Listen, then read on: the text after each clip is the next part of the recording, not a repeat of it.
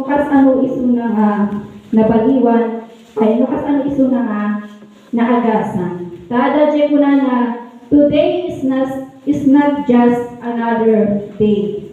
Today is not just another Sunday because you will experience extraordinary miracles. Oh, so apil ni amin niya kanahutan ngayon routine tayo, di ba? Monday to Friday, manublak ito, yung ganang kapadugaya. Terus nalikit ko yan, Sunday. Hamalang i-routine ni biyat tayo, niya tayo may tibaw, makas anuhuta, kapaduglan niya po, yes, hingga tayo. Makas ano niya, kapa-encounter, kas ano ni kapa-encounter niya po, Diyos ilaw na bendition to. At wala niya lang to, there is something in that day. The usual day ni man ni crippled man, yung pilay,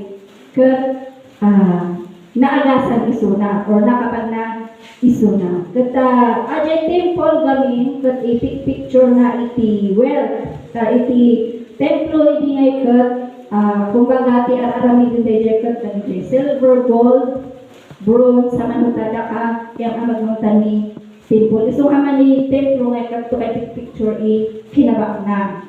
Kada iman to ay i-kwerpo damin niya sa i-diretsyon ni agay. Hadaal sa takan to ay or huta ajay panaglimos yung Ulubi. no kasano nga no ajay panaglimos gamin in Juda huta culture da ngayon parang katupad na kahit pagiging righteous. No, kung nagbigay ka dun sa mahirap or dun sa mga namumulubi, katupad nun is parang righteous sa kanila. Kumbaga, nagpapalinis ka ng mga kasalanan mo. Yun yung ibig sabihin ng giving or giving of money or yung mga kailangan nila goods, yung mga ganun. Kasi it's very important iti culture ti Judaism nga mangtid kadagiti manglilimos. Then nahadait, kan ko na nga the Peter in John. Tagalog ka naman. Sorry. Peter in John. Si Peter at saka si John napapuntas doon sa temple sa iti culture, yung culture pala nila iti age 13 years old pataas, kailangan everyday kang pumunta sa templo para mag-pray kasjay para mag-pray, which is kasali sila Peter in John doon. Dito sa nabasa natin kung saan nakita nila yung pilay, everyday nila itong nakikita. Hindi rin imposible na nakita na siya ni Jesus Christ kasi may narinig akong after 2 months atang nangyari ito nung na-crucified si Jesus Christ. So, hindi imposible na nakita rin ni Jesus Christ itong pilay na ito. So, everyday nilang nakikita itong lalaking ito na mamalimos dun sa gate ng templo. So, sa verse 1, kung na dito, iti may samalim, iti alas stress. Yung every 3 hours kasi, doon sa, may tawag yun, pero nakalimutan ko yung simula na. Doon sa watch, every 3 hours, kailangan mo mag-pray. So, kumbaga 6, 7, 8. 5, 6, 7, ganon. 8, 9, 10, 11, 12, 1. Yung every 3 hours, kailangan mo mag-pray. Kaya kailangan nila pumunta sa templo every day, which is yun yung kung saan nila nakikita itong pilay. Sa verse 1, may nasulat ako dito, every routines can lead to big moments. Yung ordinary na routines ng pilay naging starting point kung saan niya na-encounter sina Peter and John. Yung pattern niya, siyempre, sa bahay, tapos bubuhatin nila siya, ipupunta nila sa templo, doon sa gate, iiwan nila doon para mamalimos. Yun yung routine niya, pattern ng kanyang buhay, pattern ng pilay. So yung nagbuhat sa kanya, doon sa ibang version ng Bible, sinabi doon na mga friends niya, kaibigan niya yung nagbuhat sa kanya. So doon nag-start yung buhay niya, ay yung kung paano na bago yung buhay niya. So sa verse 2, ang expected lang niya doon is mamalimos. Siyempre, yung buhat-buhat siya, nakita niya sina Peter and John. So, humingi siya ng limos. As they were, a man was there who had been crippled all his life. He was being carried by some friends who brought him to the temple every day. They took him by one of the gates outside the temple. It was called Beautiful Gate. They begged for money from the people going to the temple. So, doon siya palaging namamalugos.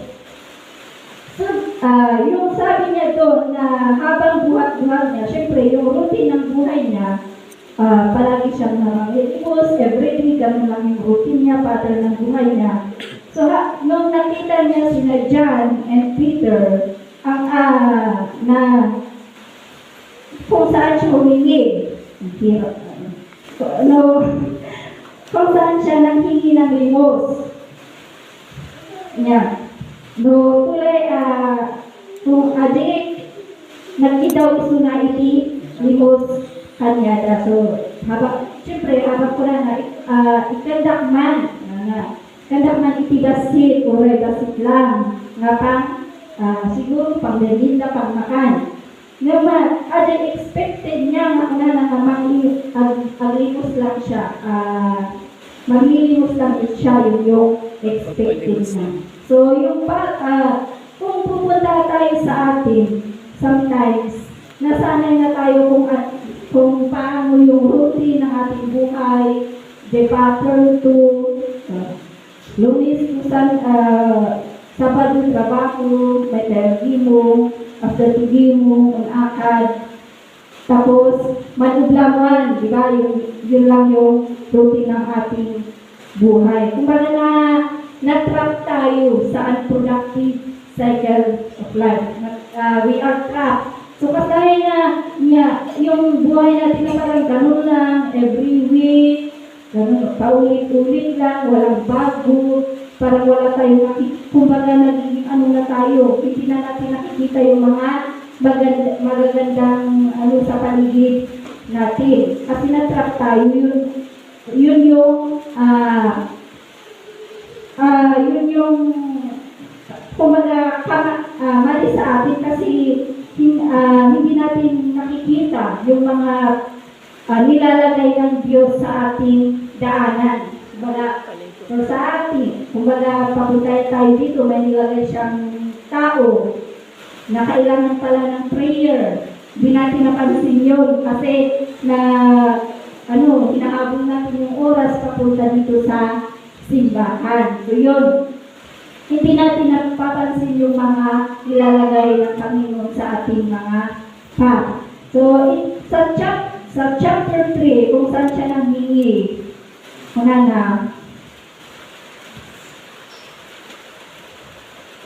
saan siya nanghingi, sa chapter 4, kasi sabi niya doon, look at us.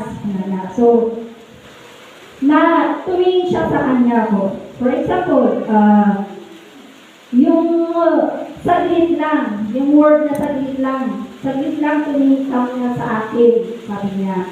So, yung expect niya, may ibibigay sa kanya sina Peter and John. Pero yung binigay sa kanya is yung, sabi niya dito, I don't have any silver or gold, but I do have something else I can give you by the power of Jesus Christ from Nazareth. Stand up and walk.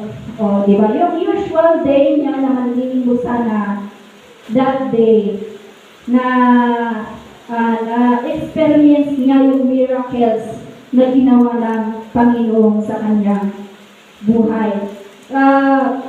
Yung, yung sa kanya, physically lame siya.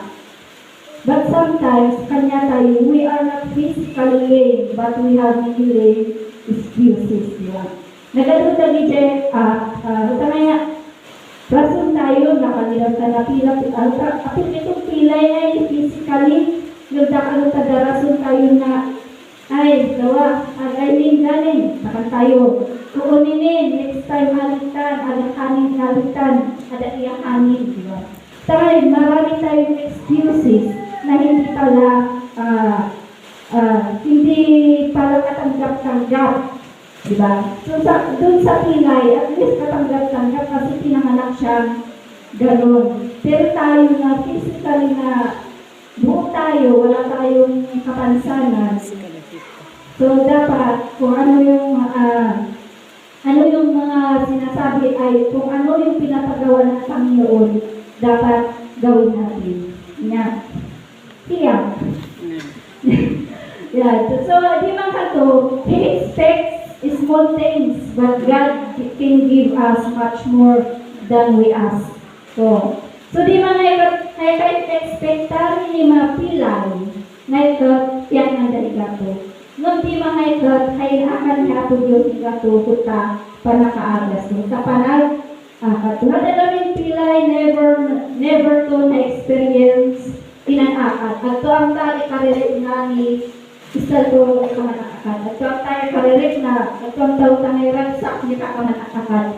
At to dapat iman na-experience. So, may to guys experience lang, kila.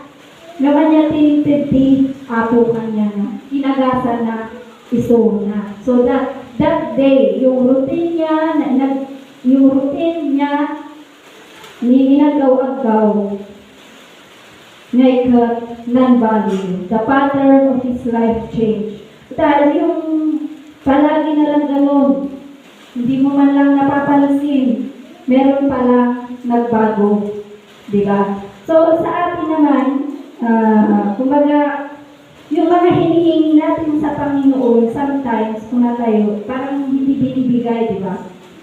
Pray tayo ng pray, bakit naman Lord, hindi mo binibigay yung kagustuhan ko. Pero binigay pala, hindi lang natin nakikita or tayo lang kami makita, aday sumbati, karahan tayo. Kasi sometimes you want money, wala mga pera, blessings, gano'n.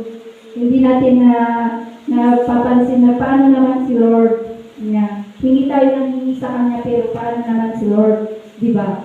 So, dapat makita din natin yung kung ano ang kagustuhan na Panginoon na mangyari sa ating buhay. So, dito sa last na chapter, lalasan ay dali, 7 through 10, makikita natin dito na yung pilay, wala siyang faith. Hindi pa matito, agam anta Jesu Cristo, agam anta kailang ni Apo Diyo. Pero, kailangagas ni Higato, punta ay yung nanggamot sa kanya yung faith ni na Peter and John. Yun yung nagamit para maagasan punta pilay. So, Daniel has no faith, pumunta lang siya doon para manlimos. Yun kasi yung routine niya, yun yung nakasanayanan niya. Pero, yung sitwasyon na yun, naging extraordinary or naging, kumbaga, kamangha-mangha. It's a miracle. Doon sa mga, kamangha-mangha yung nangyari sa kanya. Kung saan nabago yung, kung saan, palagi siya, araw-araw siya doon din nangyari yung miracles na na-experience siya. Doon din nangyari kung saan siya nagamot dahil sa faith ni na Peter and John. Kung mababasa natin doon sa mga book of Luke and Mark ata yun, pero hindi ko siya pero yung mga faith ng disciples ang nanggamot doon sa mga taong may sakit, hindi yung mga may sakit ang may faith. Kumbaga walang pananampalataya yung mga may sakit. Yung may pananampalataya doon, yun yung mga disciples. Kaya yung mga pananampalataya ng mga disciples, nagamit para sa ibang tao. Naging blessings para sa ibang tao. So yun. Kaya kung hindi ako magkamali, kasalibin yung sa Mark chapter 2 and Luke 5 ata yun, kung mababasa natin doon. Pero yung tanong kasi doon, na palagi siya nakikita doon, that they, palaging nakikita yung pilay doon araw-araw. Siyempre araw-araw din pumupunta sina John and Peter doon, kasali yung mga ibang disciples. Pero nabanggit lang dito si Peter and John, which is hindi rin imposible na na-encounter niya si Jesus Christ. Pero bakit nung time na buhay pa si Jesus Christ, hindi pa siya nagamot o hindi pa siya healed? Bakit yung araw na yun? Yeah. Di ba yung routine natin sometimes na pupunta na naman tayo sa church, makikinig na naman, pagkatapos, uuwi, magkatrabaho, gano'n di ba yung routine ng buhay natin. Pero something special happened that day. Iti, yung buhay natin, hindi natin napapansin. Yung mga naririnig natin word of God, yung mga, punta tayo kadamdanganan ni hapit niya po Diyos ni Domingo. Di ba, wala daw experience tayo, ang nga hindi tayo kadamdanganan. Among kamandagagak lang di tamila tayo. Wala daw sa tempo niya, wala daw sa one word ni mahakbo, kanila, kamani Ngam wala daw sa experience ko niya, wala daw Sunday ni naka-matamai. Wala daw Sunday ni naka-mabendisyon. Ngam kalay yung tagala na palpalabas ante. Kasi haman ni agaw ngay kasapulan ko naman. Haman ni agaw ngay masapul ni may kuriktarak, masapulang ni man mature, masapulang ni man grow. Haman nukalay ni di man idan agaw ni kamasapasama idaman, which is ada nangyari karon niya pilay. Kalay ni haman ni agaw, kalay dahil gaton kaititibaw, diba? Palagi nila siyang nakikita, pero yung araw na yun, very special. Kasi sa kanya lang nakatuon yung mata ni Peter and John. Sa dinami-dami ng mga namamalimos doon, bakit yung lalaking yun? O, diba? Kasi yun yung way ni Lord para ma-heal yung tao, para may pakita yung miracles niya doon sa mga tao nasa templo. Na mababasa natin dito sa 9 and 10 kung saan na-amaze o kung na mangha yung mga tao dun kung bakit paano siya naglakad. So, yun, Jesus is able to put your broken life. Kaya niya ayusin yung mga wasak sa ating buhay niya. Maraming dapat ayusin sa atin. Kung paano tayo, yung way natin, di pa nagpanpanon tayo, punta tayo kapanangnangan, tawagas tayo na makitibaw niya, biyag, di ba? Wala kasapulan ni maisimpan, higa tayo. Sa the way tayo nga, hindi relasyon tayo anong ito, o the way tayo kapang itibaw, kapangawat kita niya, at happy to, masapul tayo, kailangan tayo pa ni mas isimpay naman ni wagwagas. So, haman ni kato, ordinary encounters become life-changing moments. Nga iti tiyempo, agito humangay ng babili busy, di-ministry tayo.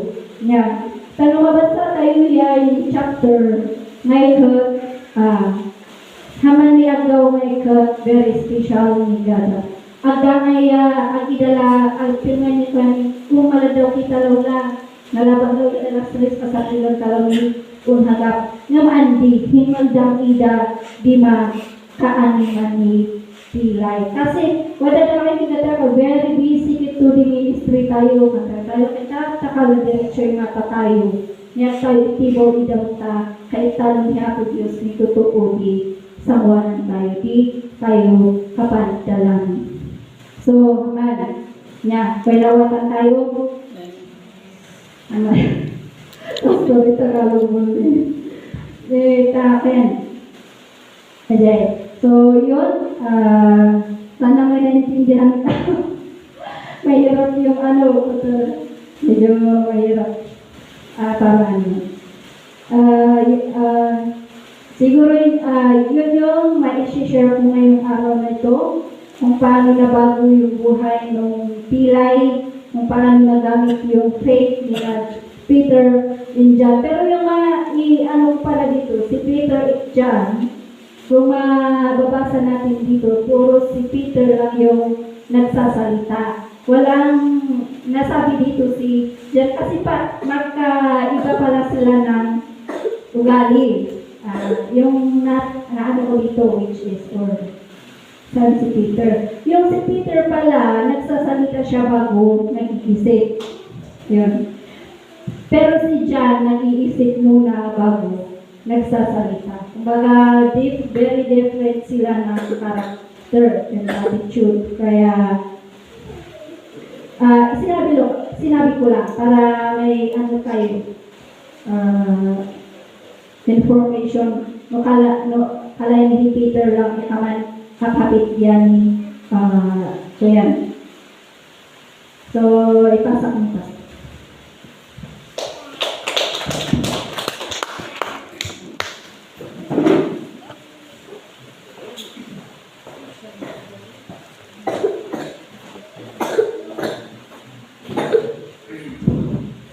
Parang may suspitsa akong kung Sister Nuria na bakit sinabi mo bakit si Peter lang nagsasalita.